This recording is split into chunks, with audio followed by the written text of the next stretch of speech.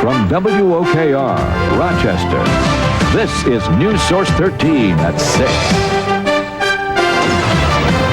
6. Tonight, a look at Rochester's economy.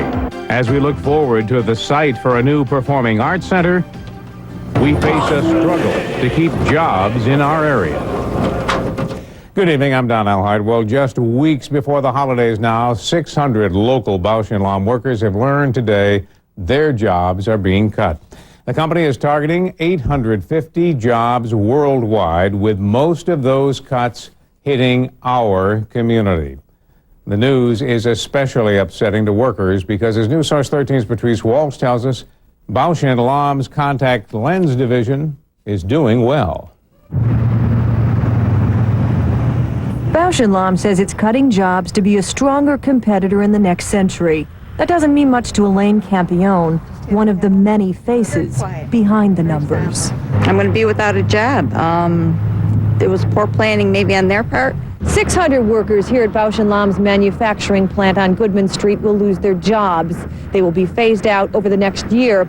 The layoffs don't come as a surprise to workers. They've been hearing rumors for months.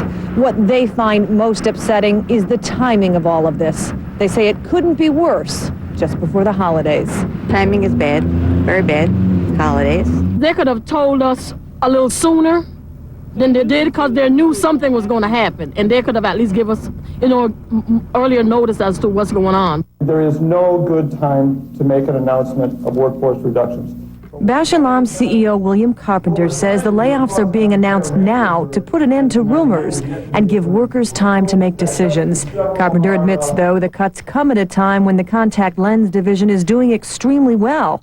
But he says it's also not the time to sit back. We can't stand still. As you rightly pointed out, competition is very, very stiff. Global competition is becoming more and more competitive in markets around the world. We have to respond to that. B&L will consolidate its manufacturing division and focus on specific contact lens products, including a new 2-week disposable lens due out next year.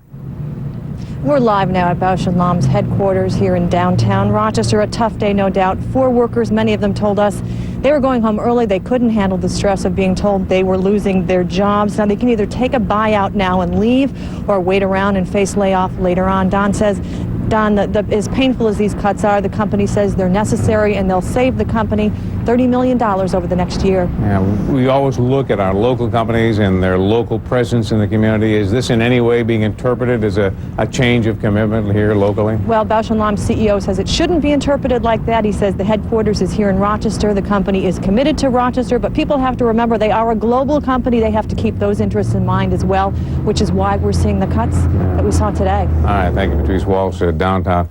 Keeping in mind globally as well, the stockholders, of course, get that global perspective. And today, the stock was up over $4 a share. We'll take a look at all of the figures a little bit later on. Want some other figures to look at. In the last 2 years alone, the number of people cut by major employers here could fill a small town. Tonight, we take a look at those numbers for you. Kodak led the way back in December of 1997, 6,300 jobs eliminated. Then Xerox announced job cuts. That in April of 1998. Locally, 1,400 jobs lost. And today's layoffs from Bausch & Lomb, plus the company's job cuts from 1997, and up to 1,500 in all from B&L. The total jobs, 9,200 jobs. That is equal to the population of Hamlin. Now, with all those figures in mind, the unemployment rate in our community is still about average. The population is at least steady. And by many measures, the local economy is relatively healthy. So who is hiring and who's being hired, and where might those out of work find their next job? Here's News Source 13's Doug Empledge. Yvonne Marshall once worked for Kodak. Later, she put her computer skills to work at Hewlett-Packard, big companies. Now she works for the much smaller Synergy. Once a soldier in an army, Yvonne's now more like a player on a football team. You have to take a leap of faith, and you just have to know that there is life after the big corporations. There really is. And actually, it's been better for me. I have a better quality of life. I have a little bit more control over my time. And, I like what I do a lot more. The trend from big to small is crystal clear. People who used to have 90,000 coworkers are now very likely to have 25. I haven't seen an engagement. Synergy has grown from 3 to 25 employees. It's one of the small companies here, hiring a few people at a time. And they're not getting the big headlines, and they're not hiring 600 people at once, but you may have 50 companies that are each hiring 10 people, so you've got 500 jobs out there. But would someone who spent 20 years making things, contact lenses for instance, fit in at a small tech firm like this? Synergy's CEO says yes, if they're versatile. Those are valuable skills, and we need to take those to customers. Last year, the number of local jobs actually went up. Hiring at places like this has eased some of the pain of cuts made by the big guys. Doug Embledge, News Source 13. And coming next summer, help for those who don't have the skills to get a good job. A new program for training and retraining workers will be offered by the Chamber of Commerce and the Industrial Management Council. More news about the economy, looking ahead to the future of the economy, a new step forward in the local effort to build a new performing arts center downtown. Now, 3 possible sites were revealed today: Midtown Plaza, the Charter One Bank building, and the former site of Rascals Cafe, located near the Eastman Theater. Our Performing Arts Center will be for all groups. Whether they be small or large, they will be able to perform there. It's going to be for every segment of our community. Arts Center backers have secured $250,000 in state funding. That money will be used in part to study the 3 sites. Speaking of sites in downtown, Rochester is no longer going to have a Catholic-sponsored hospital. Ascension Health is pulling out of Unity Health Systems. Unity runs Park Ridge and St. Mary's hospitals and other local medical facilities. Unity says by abiding by the Catholic rules, it was not allowed to work with other companies. That hurt its success. More medical news. Blue Cross and Blue Shield will be raising rates in Rochester. Blue Choice Select, the most common plan. Most people will see a rate increase of 5 to 12%. Other plans vary slightly. The new rates are being mailed out this week. Those rate increases, many of them blamed on prescription costs, will take effect on January 1st. Well, there is more ahead tonight on News Source 13 at 6. Later, from card catalogs to computers, our bright spot shines on 4 decades of volunteering. But first, an alternative program for kids on the verge of being suspended from school. They go home. We'll explain in tonight's Project Education Report. You're watching News Source 13 at 6 with Don Alhart, Chief Meteorologist Bill Peterson, and Mike Catalana on sports. News Source 13, more local news for local experience. Well, they have a small percentage of kids the teachers say ruin it for the rest of their students, the ones who don't want to come back to school, and when they do, cause nothing but problems. All school districts struggle with ways to engage these students.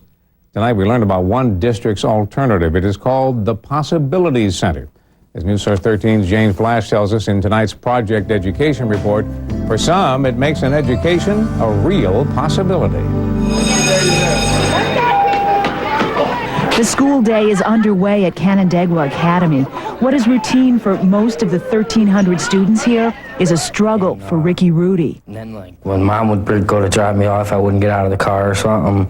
They'd call the cops, and then every time I did stay, I was only there for a half hour, and then they'd send me home because they couldn't handle me. It was a non-stop fight every day. It was tearing the family apart. I finally gave up. Last year, a judge sentenced Ricky Rudy to juvenile detention after he missed all but 30 days of school. And Ricky is not alone. Like other school districts, Canandaigua struggled to find a way to engage chronically truant students. What they decided to do was not to send them to jail, not even to send them to school, but to send them home.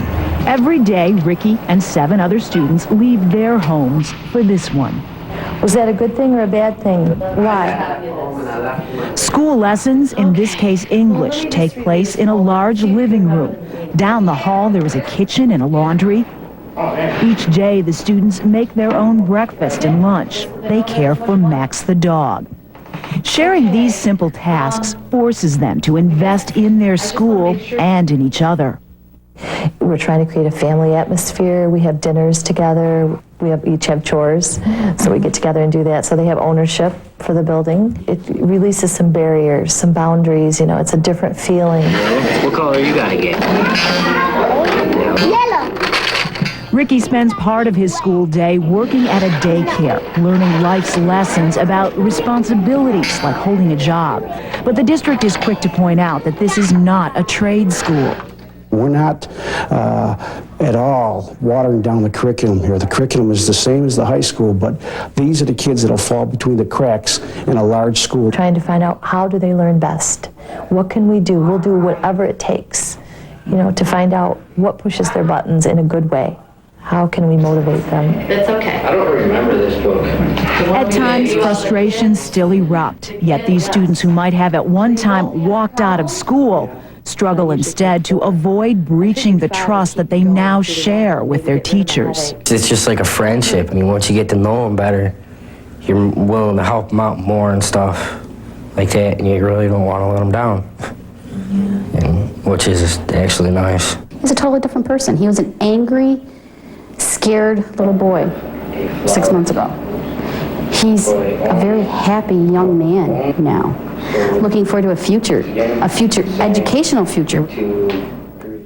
Now, the Possibility Center is a pilot program that's just in the first few months of its very first year, but it is showing some promising early success.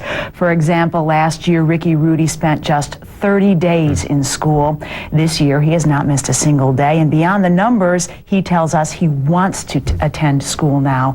And his mother says that is a phenomenal difference, that change in attitude. And we've given him a little exposure now, so you're going to have to keep going to school. You mentioned it's a pilot program now. What's the future of it? Well, right now, we are told there's already a waiting list of sorts, kids who want to get in the program but simply cannot. They're hoping next year to double its size, and beyond that, they simply don't know because it is such a new program. All right, thank you, Jane. Speaking of learning, we are learning at this very moment a little bit more about life here in Rochester back in 1873. This is an opening of the 126-year-old time capsule. Now, this time capsule was buried in the cornerstone of the old City Hall over on Broad Street. And this is a live picture. It's being opened. I believe that may be the letter to the mayor. The mayor back in 126 years ago wrote a letter to whoever was mayor when this time capsule was opened. And the mayor's opening that now. I'm going to read a little bit of it. I was actually amazed because people in City Hall would be shocked to know this is in Bob Meyer's handwriting.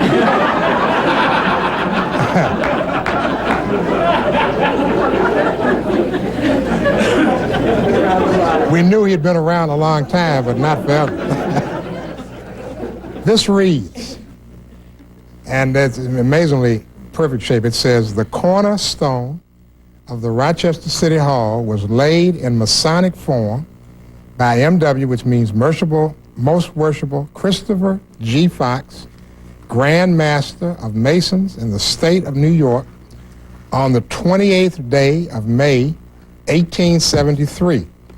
His Excellency Ulysses S. Grant, President of the United States, His Excellency John A. Dix, Governor of the State of New York, His Honor A. Carter Wilder, Mayor of the City of Rochester, Board of Commissioners, Charles J. Hayden, Daniel W. Powers, George J. Whitney, Jacob Howe, George C. Buell, Architect Andrew J. Warner, Clerk of Commissioners L.M. Newton, Contractor of the building W.H. Gorsline, and George W. Aldrich.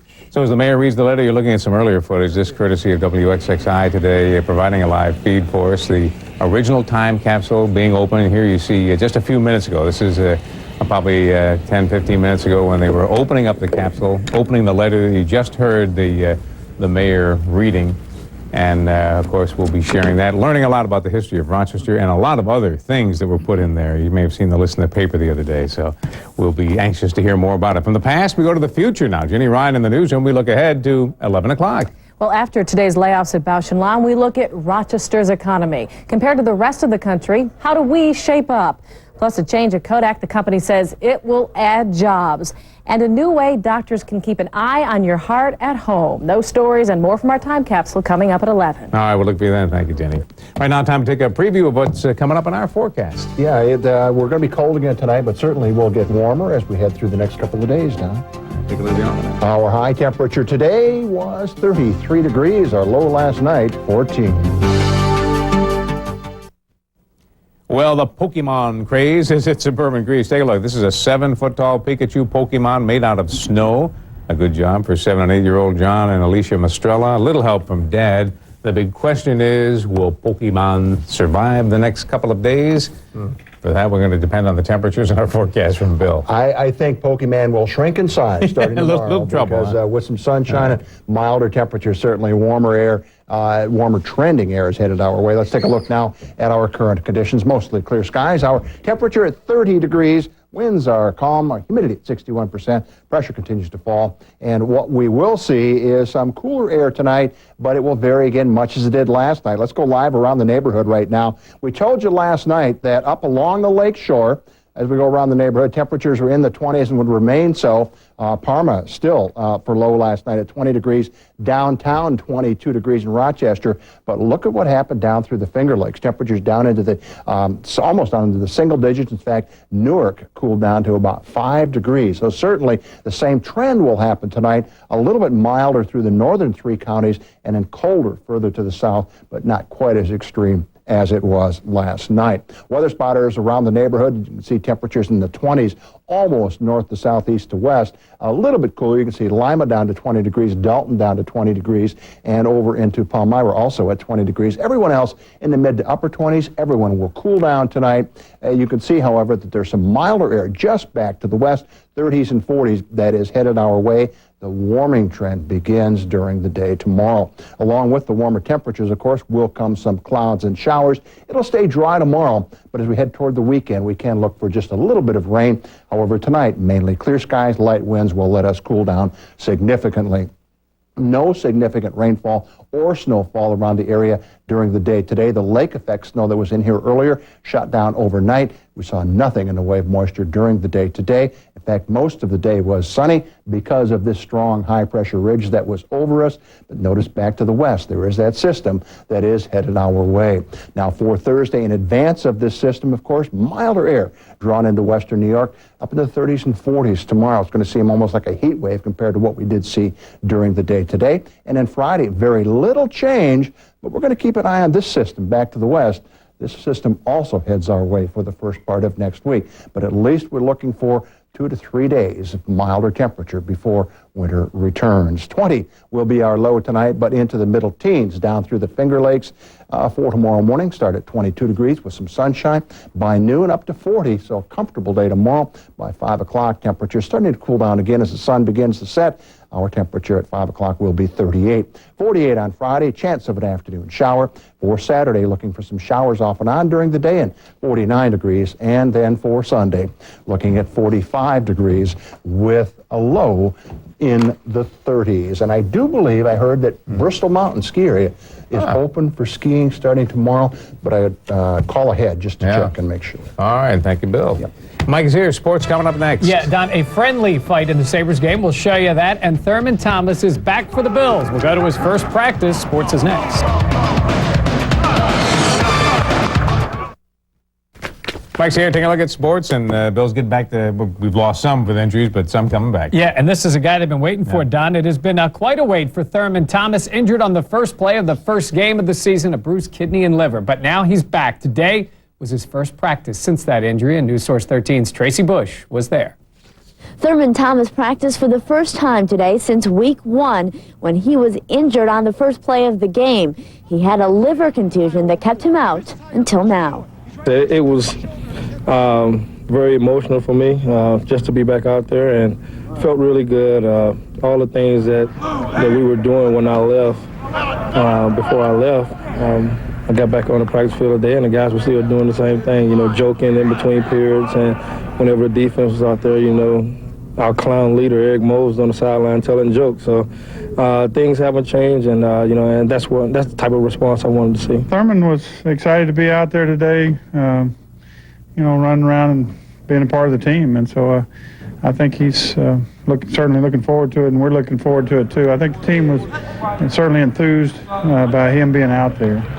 Once the doctor said that it was Hill, I knew I would. To get my confidence back, I had to go out and do the things that I've always did, cutbacks and catch the ball coming out of the backfield, and I did those things today. So you know, I feel very comfortable and very confident that you know, that I can go back out in a couple of weeks and help this team improve. The Bills practice tomorrow afternoon, then they have Friday, Saturday, and Sunday off before they start practicing for the Giants next week. From Ralph Wilson Stadium, Tracy Bush, News Source 13 Sports. All right, Tracy, it'll be interesting to see how the Bills use Thomas if both Antoine Smith and Litton are 100% by the Giants game. We've seen NFL players suspended for steroid use before. This is a first. A quarterback, the Bears' Jim Miller, done for the year. They suspended him for 4 games after he tested positive for steroids. Former Amerks Gates Orlando is now a coach. He has taken over the Rochester Junior A Americans. He played 5 years for the Amerks in the late 80s, scored 156 points in those years. He's made Rochester his home since his days with the Amerks. Orlando replaces Don Kernan, who will now go back to his role as general manager for the Junior Amerks. And did you see what happened in last night's Sabres loss to the Penguins? Matthew Barnaby and Rob Ray got into a pretty nasty brawl. It happens in hockey, but keep in mind, Ray considers Barnaby his best friend in the sport. He still has a house in Buffalo, and he and Ray spend a good deal of their summers together. They have dinner at each other's houses a few days a week. Barnaby said afterward, he says, I hope we can get together the next time in town, have dinner and a beer, and maybe do it all over again. They forget it quickly. We'll see. All right. Finally tonight, our bright spot shines on the bookworm. It just keeps inching along at the Brighton Town Library. Well, okay, inching isn't quite the right term for 90-year-old Lillian Michaels. Most of us would have a hard time keeping up with her. Even a triple bypass hasn't slowed her down. I always used to say, as my mother used to say, I'm as old as my tongue and a little older than my teeth. And that it worked for many years.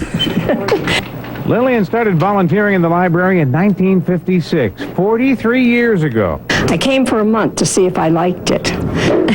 And I'm still here. Still here and still working and being an example for others. She's someone who has never said anything except I can do that, or I will help do that, or what are we doing next, and this is fun, and but she truly inspires us all. And what's the secret of that inspiration? If you want to be beautiful, think beautiful thoughts. So you just, it's mind over matter. But you just keep going.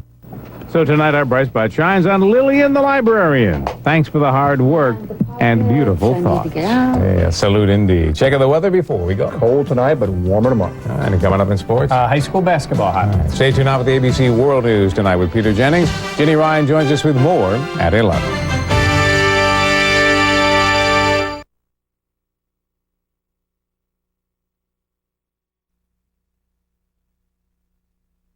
Good morning. It is 6:32 on this Thursday morning, March 4th. I'm Kathy Chris. Good morning. I'm meteorologist Glenn Johnson.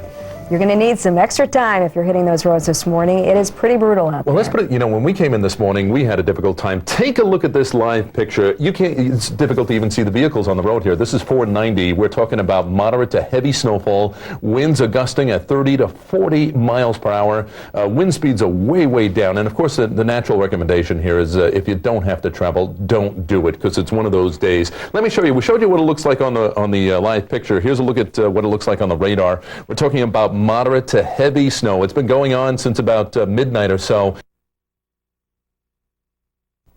And Doug is right outside the station with the latest on the blizzard. Doug? Right, the airport now closed till 4 o'clock, Kathy, and city police are only responding to crimes in progress and calls where someone's life is in danger. Pictures from around town today really tell the whole story, and it's pretty much the same everywhere. This is 104 this morning. Cars spun out, really became, I heard one police officer refer to it today as an obstacle course. When these cars spin off and folks are trying to get through, snowplows out doing what they can, both the private contractors and the road crews, but we're in for an afternoon, maybe going to get a little better. Glenn? When you could see through the whiteout, the picture wasn't pretty. Cars and trucks lined up at the Thruway's Henrietta exit for a mile. Jerry Simon could see the exit from his driver's seat. He just couldn't get there. How long have you been sitting here, Jerry? Approximately 4 hours. So close, but yet so far. Stetson Cox set out to go to work in Buffalo today, but whiteout conditions forced him to turn around. So you were trying to get back home? Exactly. I'm within walking distance from home, and I just can't get out.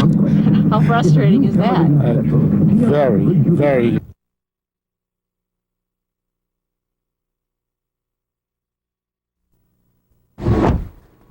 Three years ago, Miguel Vargas bought this 1988 Honda Civic. Like many used car shoppers, he found it in the newspaper classifieds. Just last year, he sold the car to his girlfriend. They never knew their car was in a wreck until we told them. It was a shock when I found out. The person who sold Miguel the car told him he took good care of it, that it was never driven in the winter. But that doesn't tell the whole story.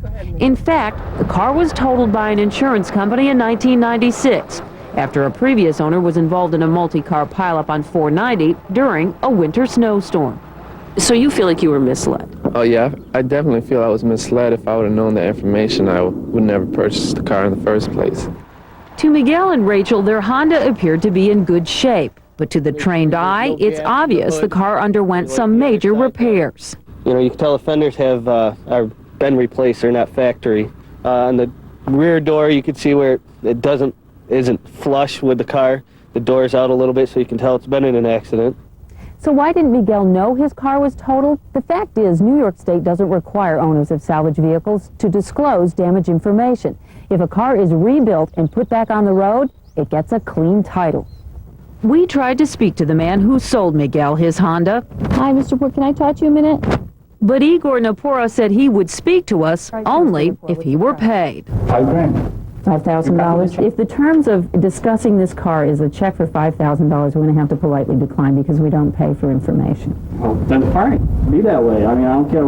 I don't want to get paid from you, okay? But you're taking my house. That's the bottom line. That's what you said. You would talk for $5,000. Has that changed? Give me a check. I don't see a check. Where's the check? Okay. Thank you very much, Mr. Wood. The fact is, Napora did nothing illegal. Nothing in the law required him to reveal anything about the history of the car. DMV records clearly show the car was sold as salvage. Napora bought the Honda at an insurance auction, much like this one. 89 model Sundance car. If you've ever had an insurance payout on your totaled car, chances are that car ended up at an auction. This is where dismantlers look for used parts and car rebuilders look for bargains. If a car is rebuilt, a new law under consideration by the DMV would require that the title reflect the vehicle's salvage history. It's known as title branding, something many other states already have. From a consumer standpoint, you think this is a good thing, though, that they would know the status of the vehicle they're buying? Correct, yes, because I feel that there's a lot of cars out there being sold that people never told them that they were in accidents, and I feel that the people should know.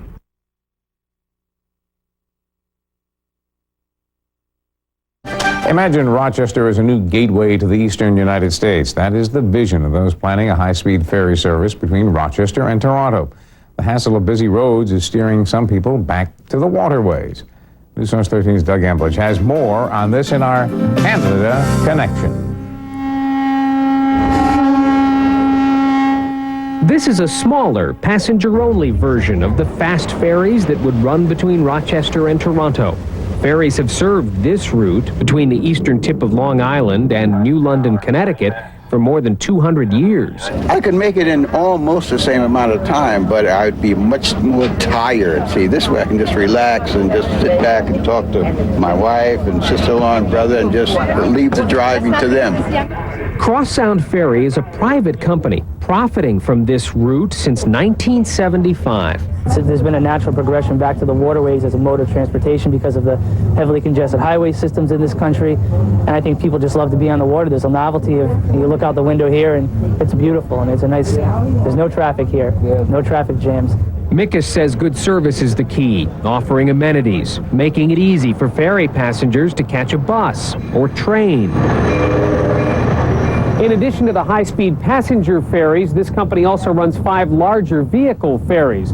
The Lake Ontario ferries would be a combination of the two, high speed, but big enough for cars, buses, and plenty of passengers. The Lake Ontario ferries would look like these. They'd run year-round and offer shopping and meals on board. The vision is for a new link between the U.S. and Canada that would make Rochester a gateway to the eastern seaboard. The trip to London will take approximately 45 minutes. On Long Island Sound, Cross Sound carries more than 1 million passengers per year. Some are commuters. Some are heading for Connecticut casinos. Most passengers are tourists, like Cynthia Plant and her children. For this trip, it's novelty. The last time I came, it was convenience. The passengers are a boost to New London, where Roz's Deli often serves people waiting for the next ferry. Brings a whole another community down to New London, which obviously helps out my business tremendously. The ferry business on Long Island Sound is profitable, and there are plans to expand. And people here say the timing may be right for those planning a new service on Lake Ontario. Of course, the ferry serves demand. It can also create demand in a way. It's like if you build a roadway. If you build a roadway to someplace, people are going to take that road.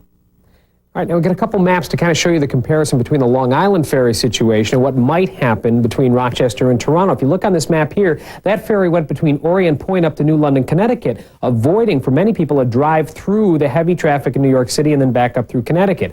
In Rochester, kind of a similar geographical picture. You'd go directly from Rochester up to Toronto, as opposed to hitting the traffic at Niagara Falls and then along the QEW, which can become very, very congested. They think the time may be right for it to work here. When you're told to do it, the way you're told to do it. You understand me? Yes, First Sergeant. Listen, open up your ears and pay attention. The Martin Luther King Urban Life Center is a busy place as the JUMP program holds its weekly session. The students are called cadets. Some of them have fear in their eyes because of the drill sergeants, the ex-military volunteers who run things. You got it? I said you got it! Get up for 9. Me, you got a heart-to-heart, son. The cadets vary in age, some as young as 6, others 16. They have either had run-ins with the law or their parents fear they will. If you consider this a classroom, the curriculum is basic. Discipline, respect, accountability. It's driven home with a vengeance. When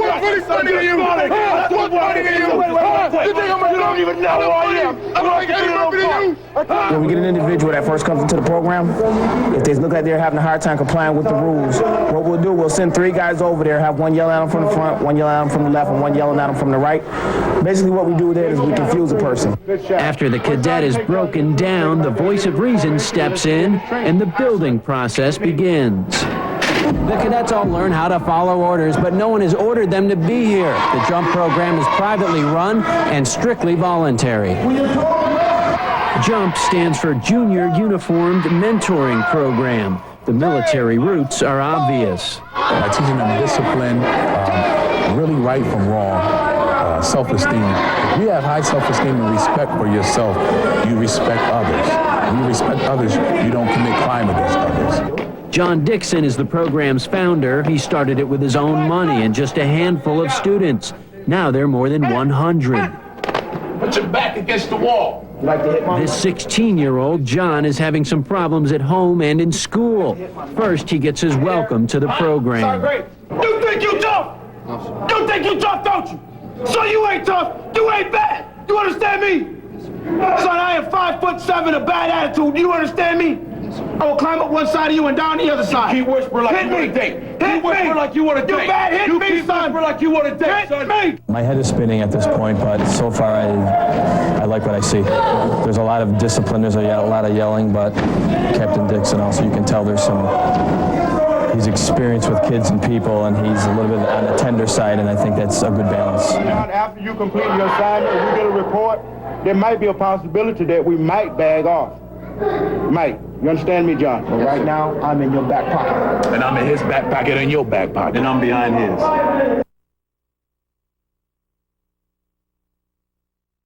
I'll show you some video just back, a spectacular video. This is out on the Thruway just about 12:30 this evening.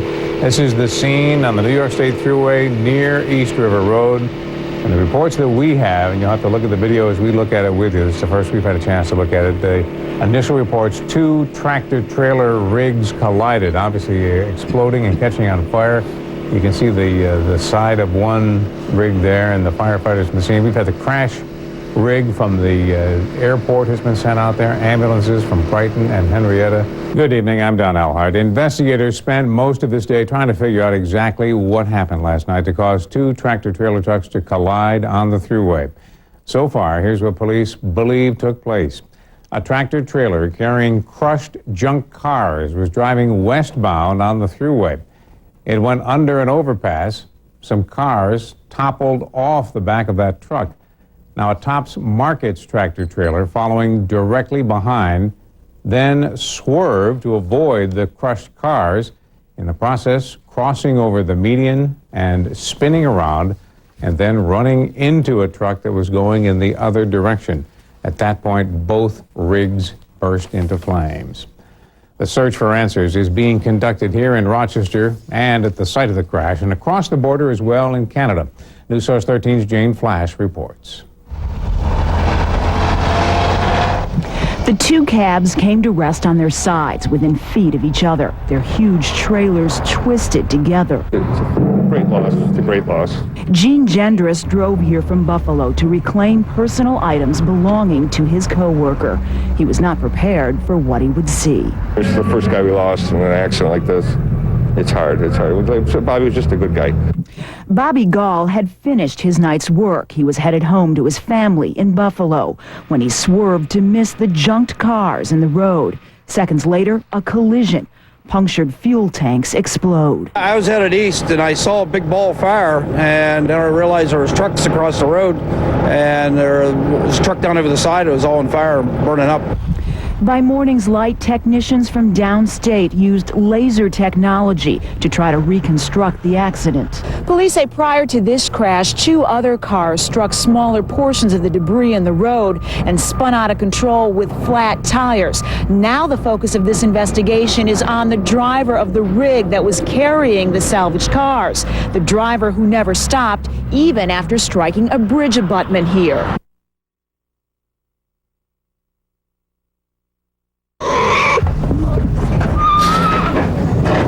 When these cubs were orphaned by a hunter's gun, the Department of Environmental Conservation became an adoption agency. The cubs are doing fine with some human help and a lot of bottle feeding. Very healthy. A bit more active perhaps than the wild ones of this size. Yeah. She fights with her big brother a lot. The goal on this sunny spring morning was to find a foster mom. Here she is, 2 years ago, when biologists tracking the return of bears to western New York tranquilized her. They gave her a new radio collar and got a look at the 3 cubs born that spring. The same female bear is now living a few miles away, near Wayland, with another litter. It's not a long walk to her den, where the DEC hopes to give her a dose of tranquilizers, then place the orphan cubs with the new family. Where the shadow is. But trying to sneak up on a female bear and her cubs is tense work. We thought we could hear them. And sometimes disappointing. The warm weather has inspired the bears to roam. The den is deserted. You look down in there, you can see the pieces of hemlock and the bark and the blackberry bushes that she broke off and took down in there and made a little nest for herself. But the radio tracker shows she has not wandered far. We'll head to the north here and see if we might get lucky and catch them up a tree or something. The signal becomes very strong. She's not too far away from us. A change in direction shows she has circled behind us and is now just yards away. And she won't go far, because up a tree, we spotted her cubs, sent there by their mom for safety. There are 3 in all. And with one eye on them, the biologists wait to see if Mom returns. She does, but never gives the marksmen with their tranquilizers a clear shot. It doesn't sound like we're going to foster them. We know that mother bears don't count their cubs, but it's decided that adding the 2 orphans to the mom's 3 cubs might be a little overwhelming. Any human parent can relate. As for this brother and sister, the DEC will try a few more times to find a foster mother, but if that doesn't work out, a wildlife rehabilitator will take over, and these cubs will be released into the wild sometime around the end of the summer. Regular programming will not be seen at this time. Please stay tuned for the following special program. It has been called one of the ugliest chapters in New York State history. It will be a day of mourning for all those who were murdered. It cost lives, money, and reputations. This is an appalling example of political witch hunting. What happened at Attica Prison in 1971 still isn't resolved. Nobody said, I'm responsible and I'm sorry. Nearly 30 years later, lawsuits stemming from the deadly prison riot have yet to be settled. It's a real tragedy what they did to them and that they won't settle with them. Good evening, I'm Don Alhart. All of the studies and commissions about Attica have cost New York taxpayers millions of dollars. It could cost millions more if the state finally settles this case with former inmates. Christine Rogers explores Attica's long shadow, its legacy, and its lessons. A maximum security prison, Attica is a forbidding place. 55 acres secured by a wall 30 feet high and 1.25 miles long. Since it was built in 1931, only one inmate has ever escaped. What this prison can't escape is its past. What happened here in 1971 left many wounds. Wounds time has not healed.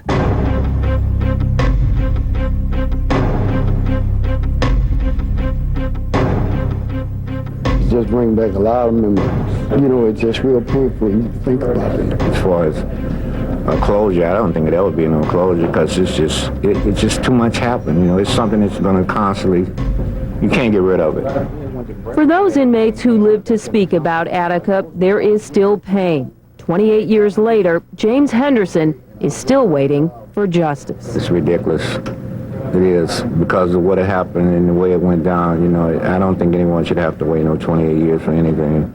An assault charge landed James Knox in Attica in 1971. He was ready to be released when the riot broke out. I didn't want to be caught up in no riot. You know, I was ready to come home.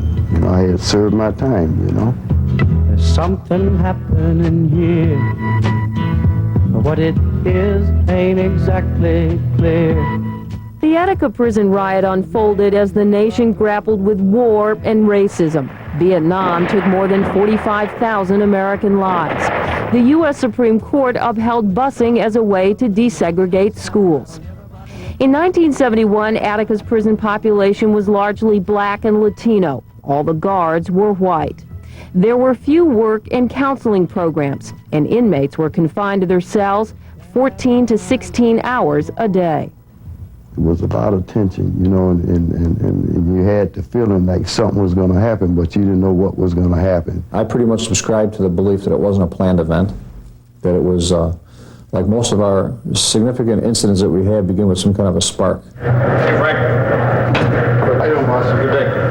James Conway is now the deputy superintendent at Attica Prison. He calls himself a second-generation prison brat. My father and my uncle were both working on the day of the riot. My father was on a wall tower, and he had inmates come out of the back of what is now the vocational building. At that time, I believe it was a storehouse.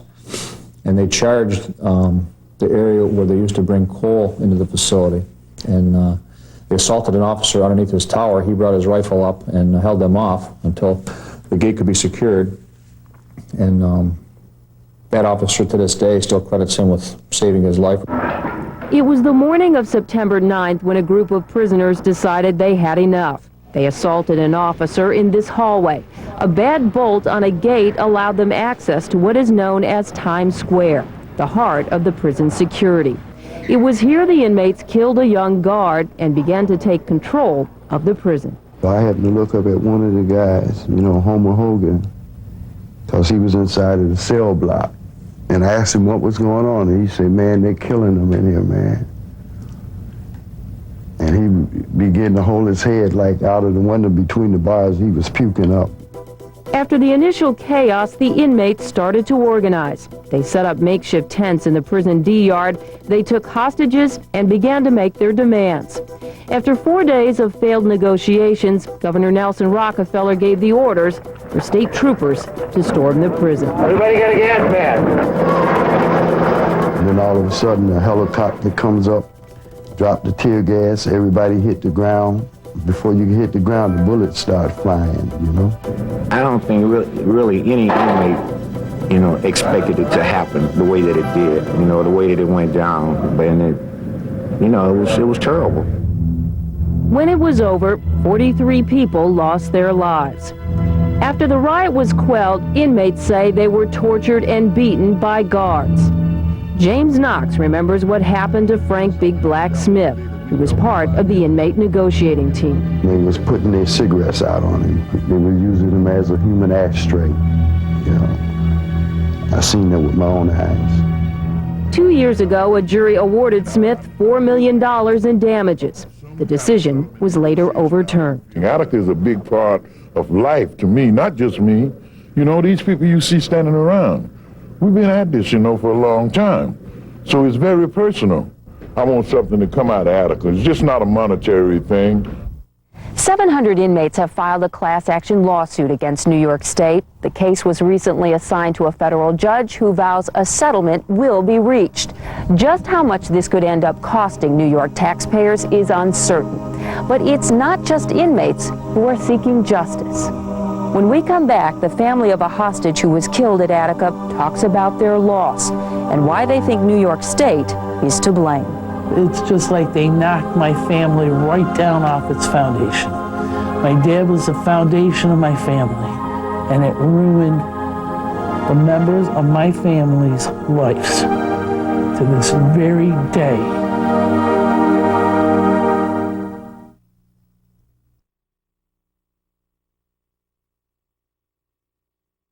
One day after a Chicago crash kills a 9-year-old girl from Rochester, her family grieves again when someone steals her belongings from the wrecked car.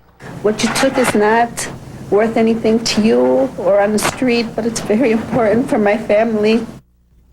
Good evening, I'm Jenny Ryan. Don Elhart has the night off. A mother from Rochester cannot get her daughter back, but she is asking for the return of the little girl's possessions. A suitcase and family photos were stolen out of the family's van shortly after the crash in Chicago that killed the little girl. Here's News Source 13's Doug Emblich. Maybe your children have one of these, a suitcase that says "Going to Grandma's" on it. And that's where Crystal Colon was going when she was killed. The 9-year-old from Rochester was with her family yesterday on a rainy Chicago expressway when their van was crushed in a chain reaction crash. It just happened so fast, I don't want to talk about it. It is an incredibly sad story that will also make you mad. While Crystal's family was in the hospital, someone looted their van, stealing money, clothes, family photos, and Crystal's suitcase. Her pillow was there with her name on it. It was soaked in blood. Everything was destroyed, and people still went in there and stole what they could. I don't care about anything else we lost. My son's clothes are gone. Everything is gone. I just want her belongings back. Stephanie and her husband Mario made their plea at the hospital where their 2 sons, 9-month-old Brandon and 3-year-old Joel, are in intensive care. Doctors expect the boys to make a full recovery. I would like to have her things back.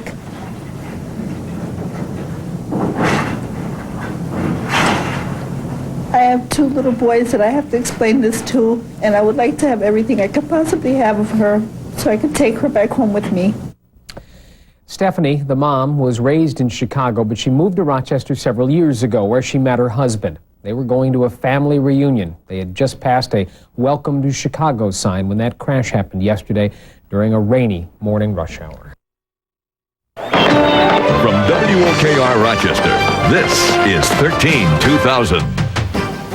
Good afternoon, I'm Don Elhart, broadcasting from the Hyatt Hotel in downtown Rochester. As you can see on ABC, the Millennium celebrations really bringing our globe a little smaller, shrinking the globe and bringing us all together on this day, the last day of the 1900s. We are down at the Hyatt where we're going to be covering all of the downtown celebrations tonight, along with Bill Peterson and Mike Catalana. We've all checked in here, and people sensing, I think, that the mood is beginning to build for quite a party tonight. Yeah, we came down about 2 o'clock. You could already see the people just becoming excited and locating different things within the Hyatt and around town, and just kind of trying to figure out what they were going to do and where they were going to be during the night tonight. He found the hot tub. Yeah. First thing. He was right up there. He says it's Y2K proof, too. He was very happy about that. So. It certainly looks like a celebration not only for all the people here, but all around town, some family celebrations as well. Yeah, there are a lot of things going on like that too, Don. I think it's pretty much whatever you would enjoy doing tonight. We certainly know a lot of people are home with their families and hopefully watching us this evening as we bring you Rochester Celebration. But there are different events. There's the ESL Center's having one, and certainly the one in Pittsford that's going on tonight, too. All right. We're here at the Hyatt, as we said. If we look in the other room, we can see the bands getting warmed up for tonight. This is the scene of the main ballroom at the Hyatt, and they're getting bands checked, the drums in order, and sound checks in order as well. I suspect quite the same scene out in Pittsford right now, where there is a family celebration that's going to take place this evening at St. John Fisher College. I'm here to tell you that I'm Y2K compliant, Don. Boy, you're all set. I am indeed. I don't know if we widen out. I'm afraid to see what Doug looks like. Just as bad. But I'll be happy to loan them. Trying to be the middleman between the dignity of downtown and this. No, we are going to party with families here tonight, Don, in Pittsford, and a nice even number predicted for this crowd here at the St. John Fisher Athletic Center, right around 2,000 people. They are 50 tickets shy of 2,000, and I think what will distinguish us from other events, like many going on, is that there will be little party goers here. I think probably easily half of the people will be children here.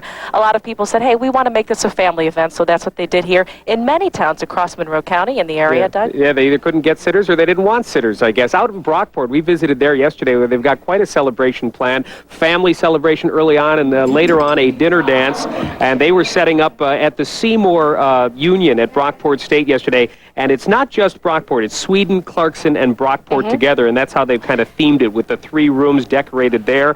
And then as we come back to take a live look at the celebration preparations here in Pittsford, the band is warming up here, and as you look out there, you see kind of a gold and, what is that, gold, purple, and black color theme here tonight. And again, they're expecting around 2,000. Family celebration, not just Pittsford folks, a lot of their guests as well. Events like this taking place in Henrietta. We're about 3 hours away from where things will begin, and we'll bring you the story throughout the evening, Don. Okay, we'll check back with you, of course, in an hour from now and throughout the evening as well out at St. John Fisher College, a family celebration. Speaking of family celebrations, other family celebrations as well. One is downtown here in Rochester. Rochester Magazine, just across the street here at the First Federal Plaza, is putting on festivities to benefit the Al Siegel Center. The ESL Center has a family event too. Yeah, they'll be doing some skating and that type of thing that's been opened up for families to go out and just enjoy themselves. Okay. Jane Flash is in the ballroom, and we'll be covering a lot of our activities throughout the night. Jane, we want to touch base with you and see how the sound checks are going. Hi there, Don. The room is decked out, and you can see so am I. We're all set to go. The band has already started warming up. I'm the only one out here dancing so far, but if you look up at the ceiling here at the Hyatt, you can see